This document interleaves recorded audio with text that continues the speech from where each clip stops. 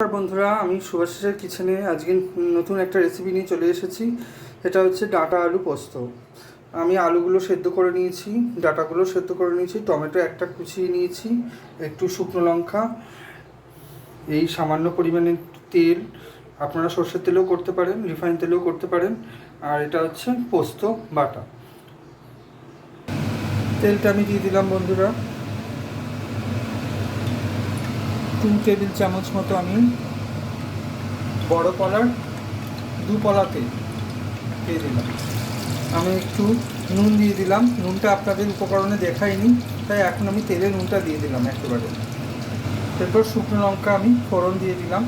এরপর আমি আলুগুলো ভেজে নেব। এরপর আমি টমেটোগুলোও দিয়ে দিলাম, এই আলুটার সাথে একটু ভেজে নেব।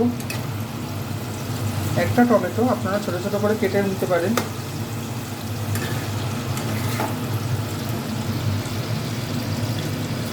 আলুগুলো যখন একটু লাল লাল ভাজা হয়ে যাবে, তারপর ডাঁটাগুলো আপনারা দিয়ে দেবেন। এরপর আমি ডাঁটাগুলোও দিয়ে দিলাম। ডাঁটাগুলো আমি 5 মিনিট মতো ভেজে নেব।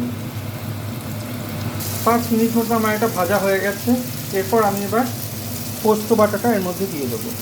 আপনারা এটাতে হলুদ ইউজ করবেন না, আপনারা করলেও করতে পারেন, আমি হলুদ দিইনি। এরপর আমি এর উপরে একটু 1 কলা সর্ষের তেল দিয়ে দিলাম। আমার ডাঁটা আলু পোস্ত রেডি। আপনারাও বাড়িতে ট্রাই করতে পারেন।